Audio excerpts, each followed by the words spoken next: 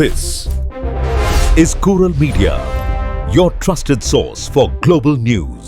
இது குரல் மீடியா செய்திகள்.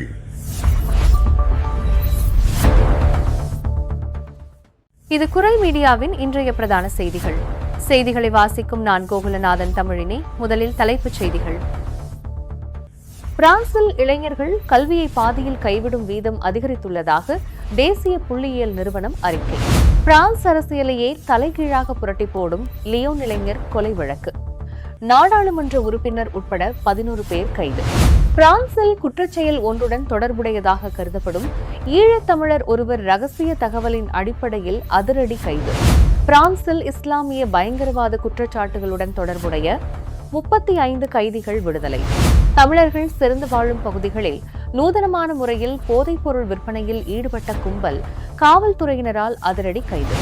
ஏர் பிரான்ஸ் நிறுவனம் எதிர்கொண்டுள்ள புதிய நெருக்கடி, ஆசிய நாடுகளுக்கான விமான சேவைகளில் ஏற்படவுள்ள பாதிப்பு. லியான் நகரில் தேசியவாத செயற்பாட்டாளர் உயிரிழந்த சம்பவத்தை தொடர்ந்து பிரான்சின் சுமிஸ் கட்சி தலைமையகத்திற்கு வெடிகுண்டு மிரட்டல். நில்ஸ் புயலை தொடர்ந்து பிரான்சை தாக்கவுள்ள புதிய புயல். வானிலை ஆய்வு மையத்தால் விடுக்கப்பட்டுள்ள முக்கிய எச்சரிக்கை. தொடர்பான விரிவான செய்திகள். பிரான்சின் தேசிய புள்ளியியல் நிறுவனம் வெளியிட்டுள்ள ஒரு ஆய்வு முடிவு நாட்டின் கல்வித்துறையின் நிலைமையை வெளிக்காட்டியுள்ளது. கடந்த 2024ஆம் ஆண்டில் மட்டும் 15 முதல் 34 வயதுக்குட்பட்ட இளைஞர்களில் 20% பேர் தங்கள் படிப்பை பாதியிலேயே கைவிட்டுள்ளனர்.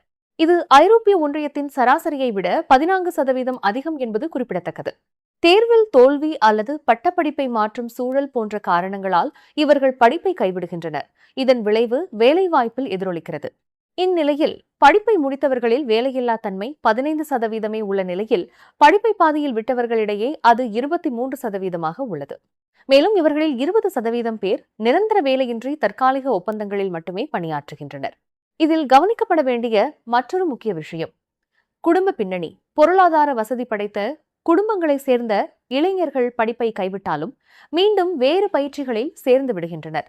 ஆனால் தொழிலாளர் அல்லது வேலையற்ற குடும்பங்களை சேர்ந்த இளைஞர்கள் ஒருமுறை படிப்பை நிறுத்தினால் பெரும்பாலும் அதை நிரந்தரமாகவே கைவிட்டு விடுகின்றனர்.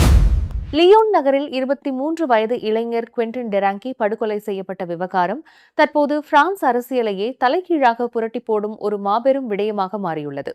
கடந்த வியாழக்கிழமை இரவு தேசியவாத இயக்கத்தின் ஆதரவாளரான குவென்டின் டெராங்கி லியோன் வீதியில் நடந்து சென்று கொண்டிருந்த போது முகமூடி அணிந்த குறைந்தது 6 பேர் கொண்ட ஒரு கும்பலால் சுற்றி வளைக்கப்பட்டு மிக கொடூரமாக தலையில் தாக்கப்பட்டார். பின்னர் ரத்தம் சொட்ட சொட்ட உயிர் பிழைப்பதற்காக தனது நண்பரின் உதவியுடன் சுமார் 2 மணி நேரம் நடந்தே சென்ற அந்த இளைஞர் இறுதியில் மயங்கி விழுந்து சிகிச்சை பலனின்றி சனிக்கிழமை உயிரிழந்தார். இதனை ஒரு திட்டமிட்ட கும்பல் கொலை என்று அரசு வழக்கறிஞர் அறிவித்துள்ள நிலையில் இந்த வழக்கின் மிக முக்கிய திருப்பமாக தீவிர இடதுசாரி கட்சியான பிரான்ஸ் இன்சுமிஸ் கட்சியின் நாடாளுமன்ற உறுப்பினர் ரடபேல் அர்னால்ட் அதிரடியாக கைது செய்யப்பட்டுள்ளார். ரோன் மற்றும் இசேர் உள்ளிட்ட பல்வேறு மாவட்டங்களில் நேற்று மாலை மற்றும் இன்று காலை போலீசார் நடத்திய பாரிய சோதனையில் நாடாளுமன்ற உறுப்பினர் ரடிபேல் அர்னால்ட் மற்றும் அவரது நாடாளுமன்ற உதவியாளரான ஜாக் எலி ஃபாவரோ உட்பட மொத்தம் 11 பேர் கைது செய்யப்பட்டுள்ளனர்.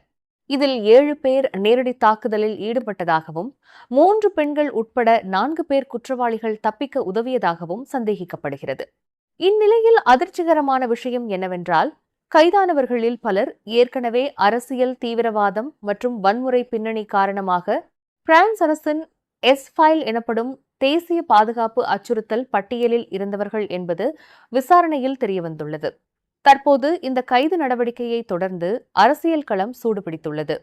வன்முறை பின்னணி கொண்ட ரட்பேல் அர்னால்ட்டை உடனடியாக கட்சியை விட்டு நீக்க வேண்டும் என்று அரசு தரப்பு மிக கடுமையாக வலியுறுத்தியுள்ள போதிலும் அவருக்கு தொடர்ந்து கொலை மிரட்டல்கள் வருவதால் அவர் ராஜினாமா செய்ய தேவையில்லை என்று பிரான்ஸ் இன்சுமிஸ் கட்சி தலைமை திட்டவட்டமாக மறுத்துள்ளது. பிரான்சில் மிகப்பெரிய குற்றச்செயல் ஒன்றுடன் தொடர்புடையதாக கருதப்படும் ஈழத்தமிழர் ஒருவர் அண்டை நாடான சுவிட்சர்லாந்தில் வைத்து கைது செய்யப்பட்டுள்ளார். பிரான்ஸ் காவல்துறையினரால் தீவிரமாக தேடப்பட்டு வந்த நிலையில் குறித்த நபர் தலைமறைவாக சுவிட்சர்லாந்திற்கு தப்பி சென்றுள்ளார். அங்கு அவர் பதுங்கியிருந்த இடத்தை கண்டறிந்த சுவிஸ் காவல்துறையினர் ஐரோப்பிய பாதுகாப்புத் துறையின் ரகசிய தகவலின் அடிப்படையில் அவரை சுற்றி வளைத்து கைது செய்துள்ளனர். தற்போது சுவிஸ் காவலில் உள்ள அவரை பிரான்சிடம் ஒப்படைப்பதற்கான சட்ட நடவடிக்கைகள் தீவிரமாக முன்னெடுக்கப்பட்டு வருகின்றன. ஐரோப்பிய ஒன்றியத்தின் ஷெங்கன் ஒப்பந்தத்தின்படி குற்றவாளிகளை பரிமாறிக்கொள்வது எளிது என்பதால் அவர் மிக விரைவில் பிரான்ஸ் அழைத்து வரப்படுவார் என எதிர்பார்க்கப்படுகிறது. மேலும் பாதுகாப்பு காரணங்களுக்காக சந்தேக நபர் மீதான குற்றச்சாட்டுகள் மற்றும் அவரது பெயர் விவரங்களை இருநாட்டு போலீசாரும் இன்னும் அதிகாரப்பூர்வமாக வெளியிடவில்லை. இஸ்லாமிய பயங்கரவாத குற்றச்சாட்டுகளுடன் தொடர்புடைய 35 கைதிகள் இந்த ஆண்டு விடுதலை செய்யப்பட உள்ளதாக பிரெஞ்சு பயங்கரவாத தடுப்பு பிரிவு தகவல் வெளியிட்டுள்ளது. ஏற்கனவே கடந்த ஆண்டில் 46 பேர் விடுதலை செய்யப்பட்ட நிலையில் இந்த ஆண்டும் ஆபத்தான பின்னணி கொண்ட 35 பேர் சமூகத்திற்குள் திரும்புவது பாதுகாப்பு வட்டாரங்களில் கவலையை ஏற்படுத்தியுள்ளது. குறிப்பாக கடந்த வெள்ளிக்கிழமை ஆர்க் டி ட்ரியோம்ஃப் பகுதியில் போலீசாரை கத்தியால் மிரட்டி தாக்குதல் நடத்த முயன்ற பிராஹிம் பாஹ்ரர் போன்றவர்களும் இவ்வகையான தீவிரவாத பின்னணி கொண்டவர்களே என்பது சுட்டிக்காட்டப்பட்டுள்ளது. கடந்த 2021ஆம் ஆண்டிலிருந்து இதுவரை பயங்கரவாத குற்றச்சாட்டுகளில் சிக்கிய 335 கைதிகள் விடுதலை செய்யப்பட்டுள்ளனர். இதில் அதிர்ச்சிகரமான செய்தி என்னவென்றால் அவர்களில் 57 பேர் விடுதலையான பின்னரும் மீண்டும் குற்ற செயல்களில் ஈடுபட்டு சிறையில் அடைக்கப்பட்டுள்ளனர் என்பதுதான். இந்நிலையில் இவ்வாறு சிறை தண்டனை முடிந்து வெளியேறுபவர்கள் மீண்டும் தீவிரவாத பாதையை தேர்ந்தெடுப்பது பிரான்சின் உள்நாட்டு பாதுகாப்பிற்கு பெரும் சவாலாக மாறியுள்ளது. தமிழர்கள் செறிந்து வாழும் செவ்ரன் பகுதியில் மிக நூதனமான முறையில் போதைப்பொருள் விற்பனையில் ஈடுபட்ட ஒரு பெரிய கும்பலை காவல்துறையினர் கைது செய்துள்ளனர். இவர்கள் வழக்கமான கஞ்சா விற்பனை போல் இல்லாமல் அதை ஒரு ஆடம்பர பொருள் போல பொதி செய்து தனக்கென ஒரு தனி பிராண்ட் உருவாக்கி விற்பனை செய்து வந்துள்ளனர். மேலும் காலை 11 மணி முதல் இரவு 11 மணி வரை இந்த விற்பனை இடம்பெற்றுள்ளது. அத்துடன் ஒரு கிலோ கஞ்சா சுமார் 18,000 யூரோக்களுக்கு விற்கப்பட்டுள்ளது. கடந்த வாரம் நடந்த அதிரடி சோதனையில் இந்த கும்பலை சேர்ந்த 12 பேர் ஒரே நேரத்தில் கைது செய்யப்பட்டனர். இவர்களிடமிருந்து 40 கிலோ பதப்படுத்தப்பட்ட கஞ்சா, 1,28,000 யூரோ ரொக்கப்பணம் மற்றும் சுமார் 4 லட்சம் யூரோ மதிப்புள்ள ஒரு சொகுசு வீடு ஆகியவற்றை அதிகாரிகள் பறிமுதல் செய்துள்ளனர். ஐரோப்பிய ஒன்றியத்தின் கடுமையான சுற்றுச்சூழல் விதிகளால் பிரான்சின் தேசிய விமான நிறுவனமான ஏர் பிரான்ஸ் ஆசிய நாடுகளுக்கான தனது சேவைகளில் பாதியை ரத்து செய்யும் நிலைக்கு தள்ளப்பட்டுள்ளது. ஐரோப்பிய ஒன்றியம் விமானங்களில் சுத்தமான விமான எரிபொருள் பயன்பாட்டை கட்டாயமாக்கியுள்ளது. ஆனால் பாரம்பரிய எரிபொருளான கெரோசினை விட இந்த பசுமை எரிபொருள் 3 மடங்கு விலை அதிகம். உதாரணமாக 2024ஆம் ஆண்டில் ஒரு டன் கெரோசின் 734 யூரோக்களாக இருந்தபோது பசுமை எரிபொருள் 2085 யூரோக்களாக விற்றுள்ளது. இதனால் நீண்ட தூர பயணங்களை இயக்குவது பெரும் நஷ்டத்தை ஏற்படுத்துவதாக ஏர் பிரான்ஸ் கவலை தெரிவித்துள்ளது. அதேவேளை எமிரேட்ஸ், கத்தார் ஏர்வேஸ் மற்றும் துருக்கி ஏர்லைன்ஸ் போன்ற ஐரோப்பிய ஒன்றியம் அல்லாத நிறுவனங்களுக்கு இந்த கட்டுப்பாடுகள் இல்லை. இதனால் அவர்கள் குறைந்த விலையில் டிக்கெட் வழங்கி சந்தையை ஆக்கிரமித்து வருவதால் ஐரோப்பிய விமானத்துறை கடுமையாக பாதிக்கப்படும் அபாயம் ஏற்பட்டுள்ளது. பாரிஸில் உள்ள இடதுசாரி கட்சியான லா பிரான்ஸ் இன்சோமிச கட்சியின் தேசிய தலைமையகத்திற்கு இன்று திடீரென வெடிகுண்டு மிரட்டல் விடுக்கப்பட்ட சம்பவம் பெரும் பரபரப்பை ஏற்படுத்தியுள்ளது. கட்சியின் தேசிய ஒருங்கிணைப்பாளர் மனுவல் பொம்பாட் இத்தகவலை உறுதிப்படுத்தியுள்ளார். மிரட்டலை தொடர்ந்து காவல்துறையினர் உடனடியாக சம்பவ இடத்திற்கு விரைந்து வந்து கட்டிடத்திலிருந்த அனைத்து ஊழியர்கள் மற்றும் கட்சி தொண்டர்களையும் பாதுகாப்பாக வெளியேற்றினர். சமீபத்தில் லயன் நகரில் குவென்டின் டெராங்கே என்ற தேசியவாத செயற்பாட்டாளர் உயிரிழந்த சம்பவத்தை தொடர்ந்து பிரான்ஸ் அரசியலில் கடும் பதற்றம் நிலவி வருகிறது. அவரது மரணத்திற்கு லா பிரான்ஸ் இன்சோமிச கட்சியே காரணம் என சில வலதுசாரி அமைப்புகள் குற்றம் சாட்டி வரும் நிலையில் இந்த மிரட்டல் விடுக்கப்பட்டுள்ளது. ஆனால் லா பிரான்ஸ் இன்சோமிச தலைவர்கள் இந்த குற்றச்சாட்டை மறுப்பதுடன் எதிர்க்கட்சிகள் வன்முறையை தூண்டுவதாக பதிலடி கொடுத்துள்ளனர்.